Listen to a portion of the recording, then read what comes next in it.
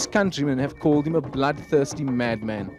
Human rights organizations have accused his soldiers of waging a war of terror on the civilian population. They have accused the rebels of conducting a systematic campaign of abduction, rape and murder. But it is for the widespread amputation of the limbs of their enemies that the RUF will be most remembered. How can you approve that the combatant, the RUF, are responsible? Everybody who took part in this war, they are responsible, starting from those we call intervention force, Kamajos, government soldiers, even the RUF.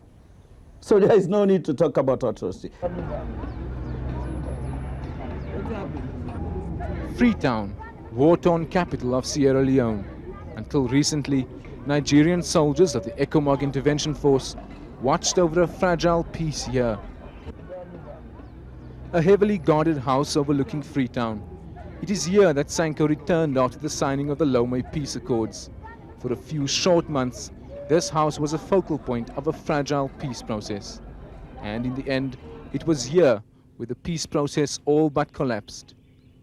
That ended in early May when 19 unarmed protesters were gunned down outside the house of Corporal Foday Saybana Sankoh.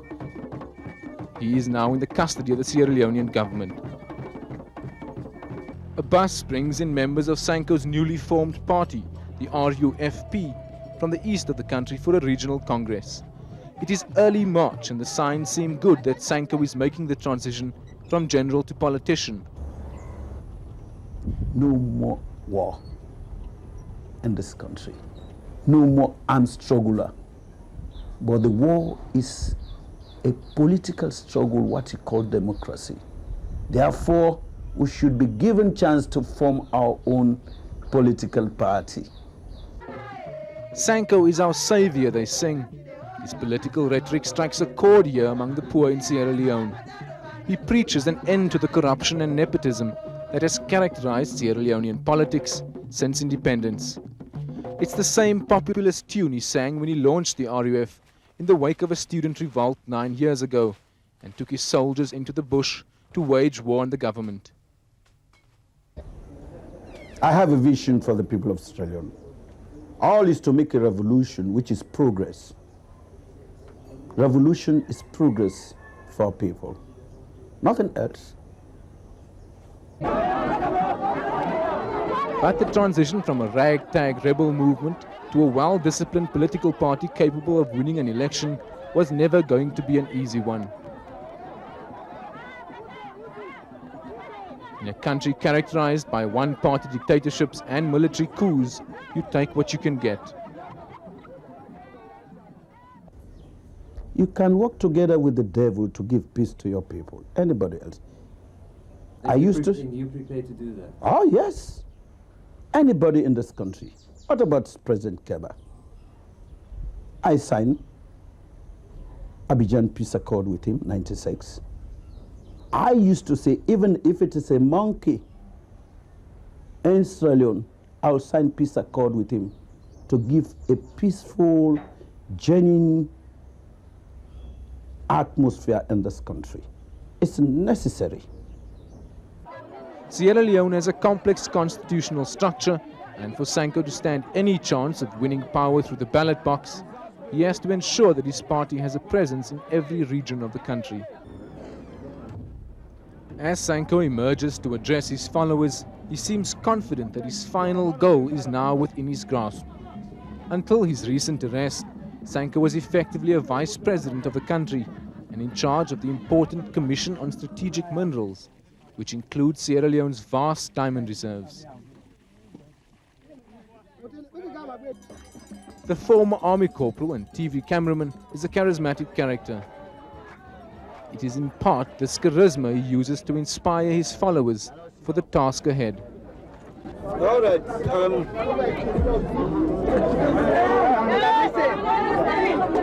What you for do with level of organization, what they organize yourself in your various constituency, now you go make you build the party for make it strong.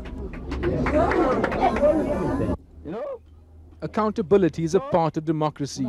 He enjoys playing the role of a politician. He knows, however, that it is as the general of troops in the field that his real power lies.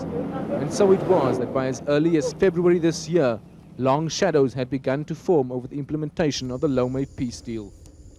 8 months after its signing, 2/3 of the countryside remained under the control of Sankoh's troops, with as many as 15,000 RUF fighters reported to be still underarmed. It's a very difficult person who is very aggressive, who is very determined to be president at all costs, who feels that he can be president. And at the same time, who was never prepared for a negotiable agreement. He always was prepared for a military. And now he's got a negotiable agreement. He doesn't know how to deal with it. He's found himself in a world in which he cannot understand. So he's afraid to let go. He's very reluctant to let go because he believes that if he lets go, he's going to lose everything he's fought for. Yeah, Mama. Yes. British soldiers have played a role in the retraining of the new army, but Britain's contribution has been more controversial. The storm over the illegal shipment of arms to government supporters in defiance of a UN arms embargo in 1997 was a severe setback to Whitehall. At the centre of that storm was the former British ambassador to Freetown, Peter Penfold. A close ally of the government, he was rewarded for his support by being made a paramount chief. The government people, even Britain is arming now the government to teeth. And who say disarm, they're arming them. You have government troops, you have Kamajos, you have Bintis, you have the former SLA who joined us in the bush. All of them are armed. Meanwhile, back at Sankoh's house, the RUF's publicity secretary, Aldred Collins, took us on a tour that included Sankoh's radio room. It is from here that Sankoh keeps in touch with his troops in the field. Today, however, no one seems to be answering. Outside on the veranda, Sankoh meets with the newly elected party officials from the east of the country. They've come with a shopping list of requirements needed to build a strong party. These include 2 houses, 3 cars, 4 typewriters, a tractor, and shirts for the local football team.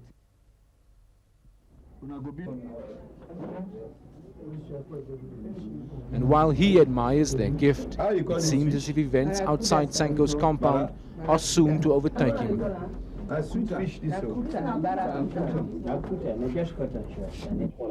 Here, Sankoh's boys listen to the United Nations spokesman interviewed on the BBC, claiming that the RUF is blocking the UN deployment. Mixed messages from Chairman Sankoh. He has stated on several occasions that we are allowed to go. However, when we send our troops, it turns out not to be the case. So as to why they are stopping us, I could speculate, but I won't, and I would just say ask the RUF. They're the ones who are blocking our legal deployments here. Listen, those people, a lot of fabrications going on. They are just trying to blame the RUF. We are always saying that let the right thing be done. The United Nations were not the only ones who were concerned with the direction of Sankoh's strategy. On this occasion, a delegation from the Movement for Civil Society has arrived to personally deliver a note of protest to the chairman. A collection of a broad range of civic organizations, the Movement for Civil Society has often played a key role in the struggle to preserve democracy in Sierra Leone. They are credited with influencing the collapse of the military regime in 1998 by mobilizing mass protests in Freetown. It was these protests ECOMOG used as a pretext for its initial intervention that restored Tejan Kaba to power. The Movement for Civil Society is specifically concerned about the recent disarming and seizure of weapons from a contingent of 200 Ghanaian peacekeepers. And the frequency in arms seizure from UNAMSI by the RUF in various parts in the country do not send the correct signals that the RUF is adhering to the Lomé Peace Accord. Long live the Republic of Sierra Leone. I thank you. the people's power. Nobody will provoke Foday Saybana or humiliate me, provoke me to, oh, I go to the bush. No.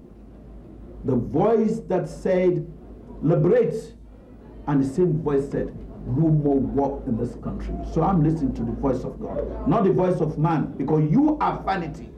We men are vanity, not only you. We all are vanity. It's only God we can trust, because He is the Almighty God. He's our shepherd, the shepherd of the RUF, we believe. Because of his limitation in terms of education, he left school at elementary school.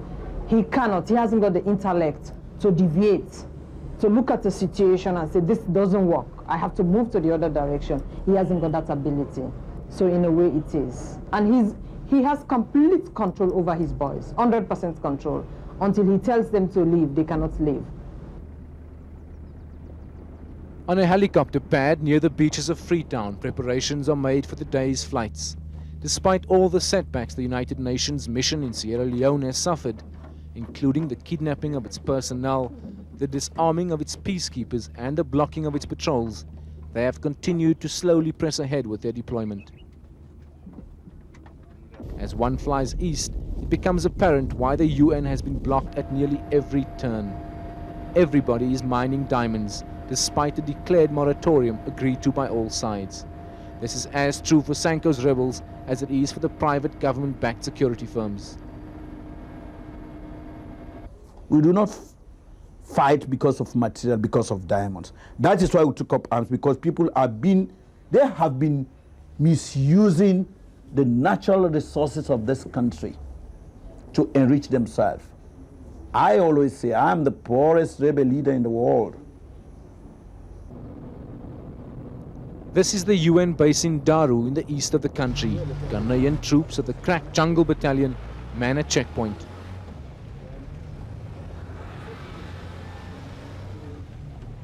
A patrol of Indian Gurkhas is off to Chegwema, some 5 kilometers down the road. This is RUF territory, and the UN patrols are routinely stopped and forced to return to base. Today they're lucky and get to collect weapons that have been handed in. Under the terms of the Lomé Peace Accord, UNAMSL is responsible for the disarmament and demobilization of combatants. The slow pace of the UN deployment has been matched only by the slower pace of the disarmament and demobilization process. By late March, only a quarter of the 20-odd thousand fighters who had reported to these camps were members of Sankoh's RUF.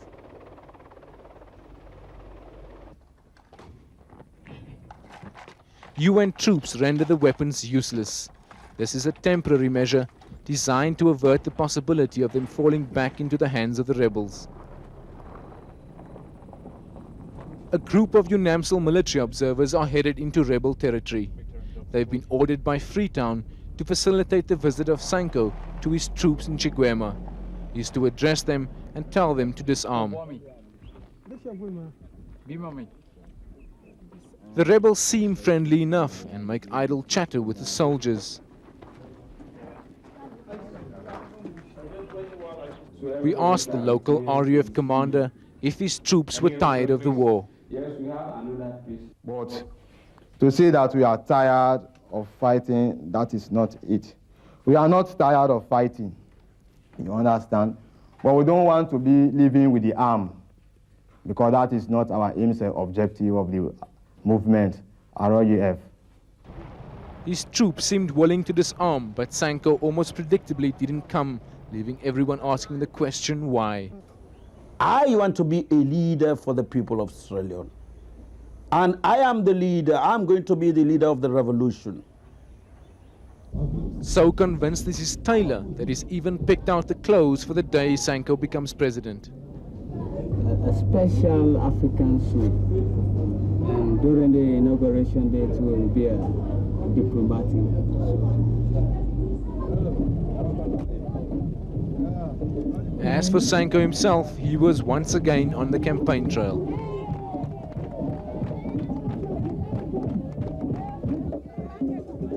On this occasion, he was in Kisi, one of the poorest neighborhoods in Freetown.